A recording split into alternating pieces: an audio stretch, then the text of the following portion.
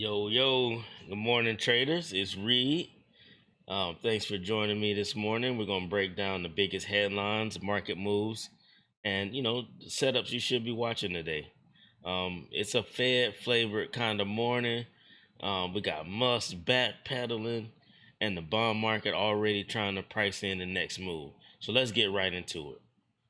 But first, quick reminder: this stream is for entertainment and educational purposes only. I'm not a financial advisor. You should always consult your actual financial advisor before you make any financial decisions. So don't base it on what I'm doing. I'm just showing you what I'm doing. And I also may drop some affiliate links. But this is just a way for you to support the channel. No pressure at all. You click on it if you want. If you don't, hey, that's fine with me. And so we'll get right into it. Just a quick market snapshot. The S&P futures are flat, coming in at 6,008. Nasdaq's at 21,790, just slightly green. The 10-year is at 4.48, still soft. Bitcoin's continuing to gain. It's at 110. It's consolidating at a high level, and the CPI drops today. So I think we'll have that before the stream ends. If not, just factor that into everything you're doing. So first we have we'll get right into the news. We got Musk walking it back. Elon says he regrets his tweets, his Trump tweets. Because of that, the stock is up. Actually, it's up 5% right now. It was up 2% when I first put this pre-market. He's also floating a June 22nd as the Robo Taxi reveal. If you want to look at that, June 22nd.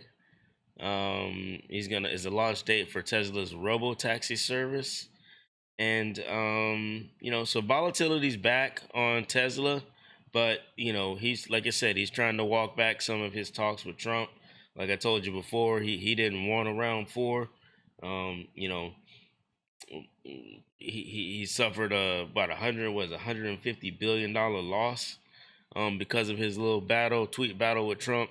So he doesn't want any part of that anymore. He wants to probably his I won't say shareholders, but the board probably said, "Hey man, we was about to get rid of you, and now now you about to jump off the deep end going against Trump." That's nobody survived that, as we can see.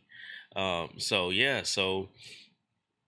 volatility is back in Tesla options, so we'll watch that flow. Next we got Mr. Knockout Man himself, Scott Bessent. He's emerging as a contender because of his, he the one started this battle. You know what I'm saying? When he jumped on, the rumor is, allegedly, he jumped on Elon and gave him a black eye that Trump, kind of taunted him about. But he's emerging as a contender to succeed Fed, Jerome Powell. So he's a contender to get the Fed chair, Trump, we all know Trump wants to replace Powell early. It's up in the air whether that's legal or not, but that's who's that stopping? The names that are being floated around are Bessent, Warsh, Waller, Hassett. But Bessent, he's the one that floated the idea of the shadow Fed before. So that kind of talk, gets the right ears perking. So, but markets don't like mixed signals. So they don't like that on monetary policy. So that could spike the yields. We'll watch the yields today just to see how they react. We'll continue to do that. The CPI, is that tomorrow or today? I don't know if that's tomorrow. I got my wires crossed here, so we won't talk about this. But the expectation is it's 0.3% in May. So that's versus 0.2% in April. The core CPI is key. Tariffs they're starting to they're starting to show up in pricing. Like I've seen stuff in everywhere I shop is more expensive. My $20. You know, I usually have a limit on $20 for clothes. Um, Pieces, not the whole set, but and my options are getting slim. You know what I'm saying? I might have to up that to $25 because I don't like paying $24.99 for certain stuff. A lot of my stuff is golf attire too, but I'm real cheap when it comes to clothes. So like I said, my options are getting slim to none. So we want to get this thing nipped in the bud here pretty soon. So Hong Kong. Another thing that's in the news: Hong Kong finds plan to cut treasuries if the U.S. loses its AAA rating. And you got a lot of pension funds in Hong Kong. They may sell U.S. treasuries if our credit rating drops. So, and that would hurt bond demand as well, and the dollar. So we're gonna keep an eye on. Remember I talked. If you've been following my streams, I talked about these auctions. I'm starting to learn more and more about them, and their impact on the overall market and on our dollar value as well. So, so Hong Kong finds they're look if we lose our AAA rating, Hong Kong says, hey, we're done. Not done, but they're gonna scale back a little bit. And U.S. China trade deal. Officials agree on a plan that awaits Xi and Trump sign off. So, as we talked about Monday, the U.S. and China, they're whatever those guys that negotiate trade deals. They were meeting in London, and they're going to they're talking framework for a trade deal. So, but it looks like both sides have agreed to revive sensitive goods flow, and we don't know what sensitive goods mean. As you can see here, after some 20 hours of negotiation, Howard Lutnick said both sides have established a framework for implementing the Geneva Consensus last month. So last month they met in Geneva and they kind of put together, jotted some stuff down on paper, on a napkin or whatever, passed it to Trump and Xi, and now they got some more conversations going on. So this has led to GM announces it's moving production from Mexico to the U.S. So tariffs reshifting in full swing. Like, regardless of what you may say about the tariffs, they appear to be getting the intended result, which is, you can, some people are going to like that, some people aren't. I mean, but it is bullish for U.S. manufacturing. So it's, I would say it's a good thing. So that's some of this, like I said, GM dodges tariffs with production shift to Mexico. Sorry, to the U.S. from Mexico. They plan to invest $4 billion in U.S. plants over the next 2 years to boost output of its top-selling gas-powered vehicles as the company works to manage. So, and these could just be, who knows? I mean, they said they're going to do it in 2 years. Who knows what the landscape is going to look like in 2 years? So, in what is this? They're going to, the move will shift production of several top-selling brands, including the Silverado, the GM Sierra, the Equinox, to factories from Mexico. GM plans to add 3,000 to 4,000 jobs. So, I mean, like I said, man, regardless of what you think about Trump or his ideas on tariffs, it's getting the result he wants. And so that leads us into some pre-market movers. Let me see here. Getty Images. I also got Getty Images to acquire Shutterstock to create $3.7 billion. So Getty Images is agreed to acquire Rival. So these are kind of, like I said, this is the supposedly the year of M&A, mergers and acquisitions. Everybody is going to be big fish take little fish, basically. So we can continue to watch. I mean, just this is going to be an ongoing theme. Like I said, Getty stock is up 3.6%. Shutterstock is up almost 7%. Another one in there is Carlyle Group. They're getting some effects from this. They're up 0.5%. So and then we got something else in the news. Asia private bankers call for rethink of the 60-40 portfolio split.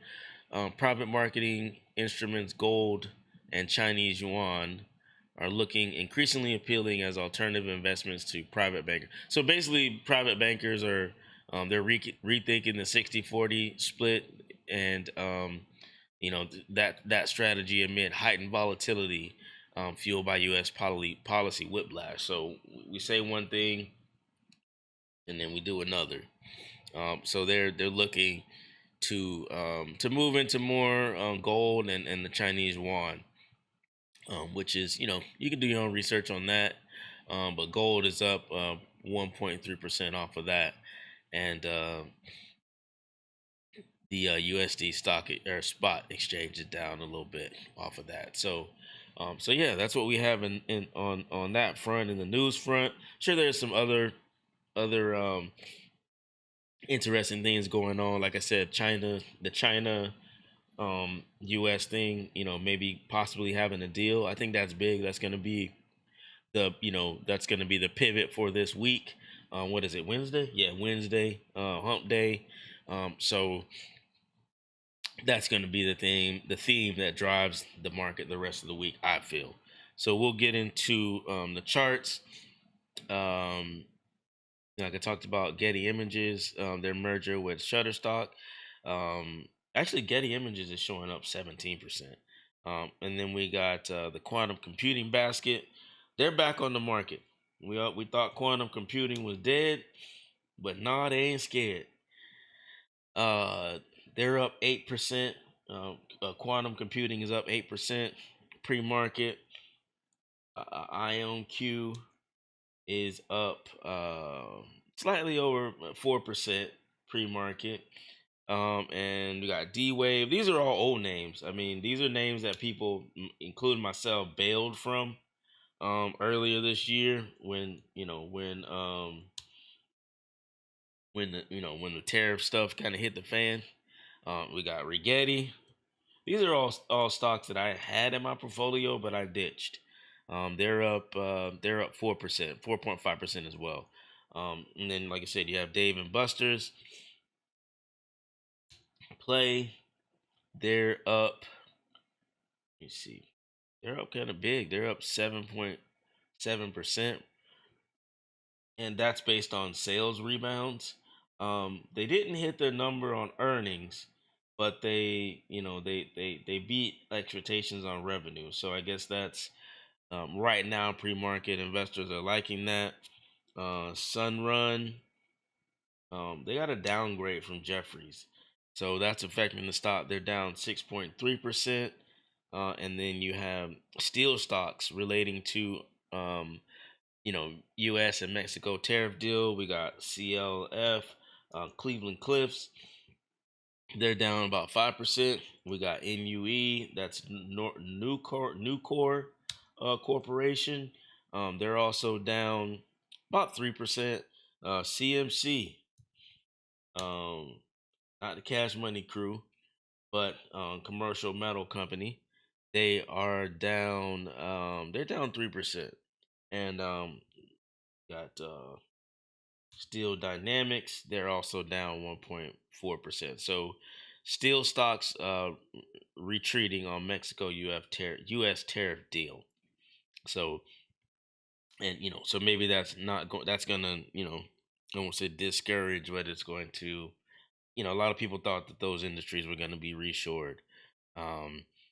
So let me see here what we have. Let's go into our watch list that we've been following actually for the last couple of weeks because I haven't wanted to change it. because I think these guys are going to be pretty strong. Of course, next week I'll probably keep some of these names and incorporate a little bit more. But we're these are doing pretty good. It's but also there's a top forming on Qualcomm. First one is Qualcomm. Um, we got a top forming on that one. I think my new target right now is I feel comfortable with 160 is where I think we should get out, which is it's almost at pre-market. If you're really, I won't say risky, but you can, um, if you're really looking for a run on this one, a 164.20 is a good target. As you can see right here, we have Coinbase. Coinbase is one I like. Um, Bitcoin's up right now. Bitcoin's at 110. This is pre-market stuff. So they're looking for a breakout here. We're gonna go to a retracement. As you can see, it bounced off of this 262 number, 262.25. So I mean, pre-market it's at 256. To me, that's a good buy zone, and you probably want to put your stop loss at about 250, because if it falls below that level, you could see it go to 240, 241 ish, and so my target on this one is of course this ceiling of uh, 265 right here, 265.82. If it breaks past that, then we could see 275 up here. So that's Coinbase. We got Alcoa. Alcoa is up pre-market as well. It's consolidating though around this number, around the 22 Fibonacci on the retracement. Actually, we'll switch to an extension on this one. So it's beginning to do a little bit of a pullback here, but it may bounce off of this number 28.50, and so it's consolidating around 28. And probably if I'm getting into this, I'll probably put my stop loss at 27.75. This number here, because if it falls below this, not a lot of support all the way down to 25. And then I got my targets at 29 and 30. My target to 30. We'll check out hymns. Let's check out him. This hasn't been on my watch list for this week, but I just want to give my quick analysis off it. It's bouncing off of the base, which is right here, close to the 200 EMA. That's at about 54.81. Now, like I said, we have a double top that formed, and we all know if it falls below this neckline here, closes below this neckline of 51.20, we could see it fall down to the target of 35, which I don't know how likely that is, but that would be a great buy zone if you ask me. But and we're gonna switch to a retracement, as you can see here. So with hymns, my buy zone is 54.80, and stop loss is at 52.80, so about $2 risk in there. But I got a target of 57 and 59.50. 50. So that's my take on hymns. Also, another, I won't say late ad, but another one we've been watching is Micron Technologies. Micron, I'm going to switch to a extension on Fibonacci numbers here.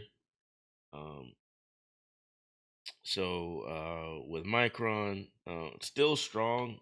Like, this is a very, I won't say a very strong stock, but they've got they're running. It's running, and my buy zone is, I mean, pre-market it's at 116. My buy zone's at 110, but I just think I missed the boat on this one. To be honest. So I don't think it'll come down to this buy zone anytime soon. If it does, then then that's, I won't say a huge crash, but It's a hell of a pullback, and so if it does make it to that level, that's what would make it attractive to me, because as you all know, I don't like buying stocks at highs or when they're on the run, and you can see this is trading on the high side of the VWAP. So we there's a the 200 EMA is at 94, so it's a big pullback if it happens. So that those areas look more attractive to me than just betting on it continue to run. I mean, it may continue to run, pre and post market open to 117. I mean, that's great, but very risky to get into it at that point. So it's kind of tough to say we missed a bail on this one, but that it is what it is. So, but like I said, if it does fall back to 110, you're looking at a stop loss of 108, a take profit of 114 and 116 on that one. PayPal. PayPal, we have it's testing resistance. Again, we'll keep the extension on this one. It seems to be running.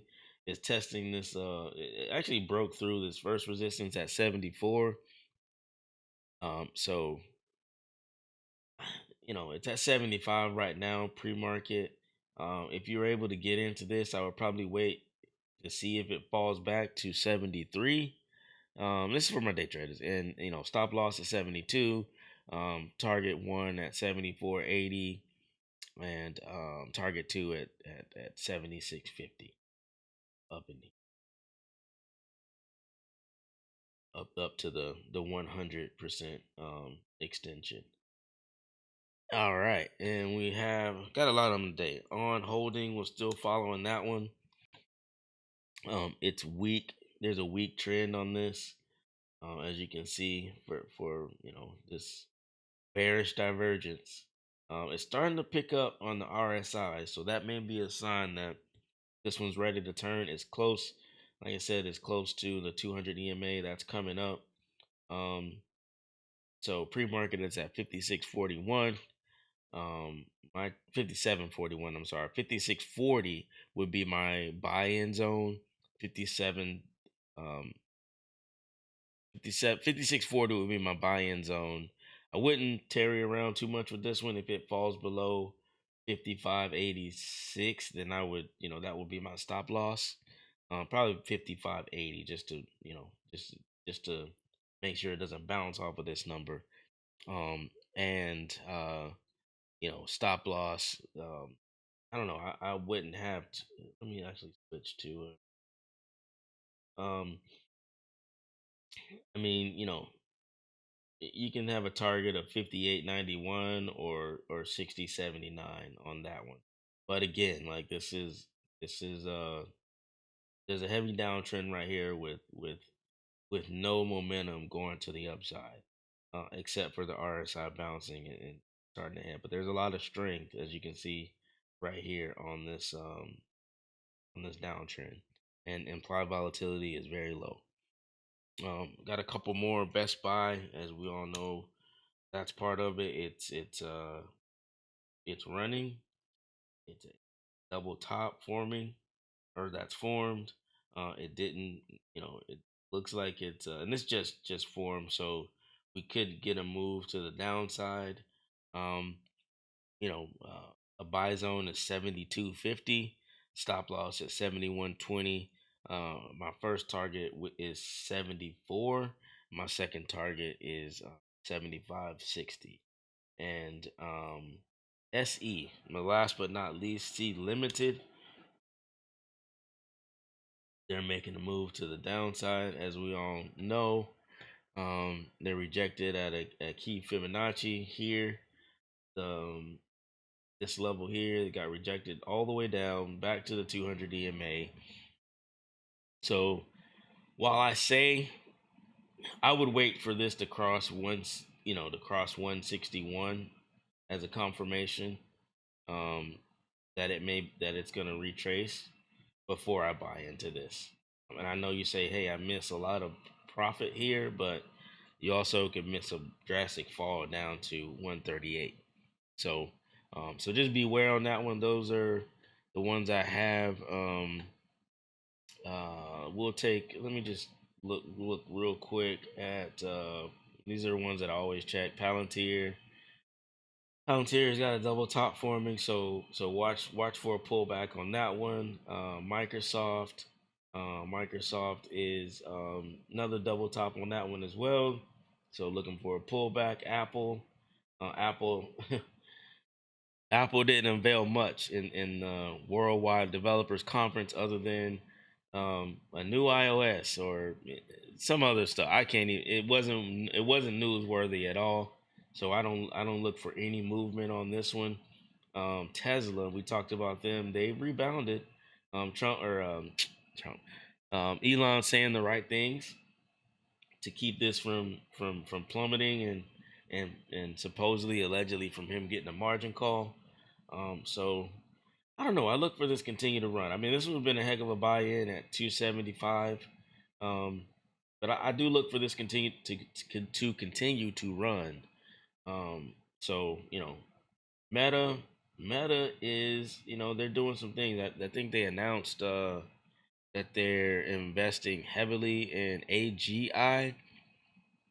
I feel that we all know they made a purchase of an AI company, and I think they're, like when you're losing a race, you can take a shortcut to get to the other side, and the other side of this race is AGI, and I think they're trying to be the winners in that race. So their stocks continue to rise. Like I said, you know I won't say had an opportunity, but should have bought into this when it crashed down into the 400s. It's close to doubling that number. Um, and last but not least, I'll go into is Nvidia. Just take a quick look at Nvidia. Also up slightly pre-market. Well above the 200 EMA. We'll get an extension on, and we could see some pretty big numbers to close out the week on that one. So that brings me to that's all I have for the I won't say the market, but for my chart breakdown for today. So what I'm watching is Tesla options volume, just to see how that plays out. Everyone's prepping for this robo taxi hype. So if that's the case, then a lot of people are gonna try to pour in on options. So if you want something to look at that. Look at the options volume. Google how to see the options volume on Tesla. CPI preview that could derail the rate cuts coming narrative. I don't see rate cuts coming, but for some reason there's this narrative out there that maybe they're saying that the guy's gonna get replaced. Jerome Powell's gonna get replaced, so that's maybe why. But the numbers and what the Fed historically does, what historically makes the Fed cut rates, it's not happening. But I mean, the CPI could give you a preview of what's to come on that. Qualcomm and Coinbase, they're holding the breakout zone, so watch those guys. And crypto sentiment is bullish. So again, we got Bitcoin's over 110,000. So you'll see all those guys come out. So always remember, man, support the stream. Good way to do that and help yourself is to get into crypto trading with BTCC.com. If you click my link in the bio, you get a 10% bonus on your first time deposit. You can do copy trades, you can do regular spot trades, but the big thing is you can trade crypto futures on a number of different pairs, crypto coins, and you can do that up to 500x leverage. That's unheard of. I don't know anywhere else that's doing that. Also, if you want to streamline a setup to Coinbase, just check out the links in my bio. There's a number of different things to help you out on your trading journey. So my final word, I don't know why I keep thinking the CPI is today, but all my notes say it's the CPI is tomorrow. So look out for that. The Musk drama simmering down, and now we've got a new Fed chair, Mr. Knockout Man himself, allegedly. His name's been thrown into as a top contender. to take on that role. So remember, man, use your levels, look at your levels, watch for liquidity gaps, stocks that they're running up, but it doesn't make sense. Why they're running. So watch out for those, because those could be traps basically. And don't get don't overtrade, like especially ahead of the inflation data that's supposed to come out. So like, don't like I said, I've said this before. The day before yesterday. Don't chase the FOMO. You're not gonna miss out. There's always a time to catch up. Like people, great traders, which I'm learning how to be, and I'm glad you guys are following me on this journey. I'm gonna start my 10,000. Actually, I'm gonna take it slow. I'm gonna start my $1,000 challenge on my Robinhood account. Just to do some trading and stuff like that. But great traders, they don't. A lot of them don't trade but a few times a month. They wait for those opportunities and where they know they're gonna get their maximum value, instead of wasting, just getting trade exhaustion. So don't do that, man. So man, let's get it, man. I'll see you guys tomorrow, and as always, peace.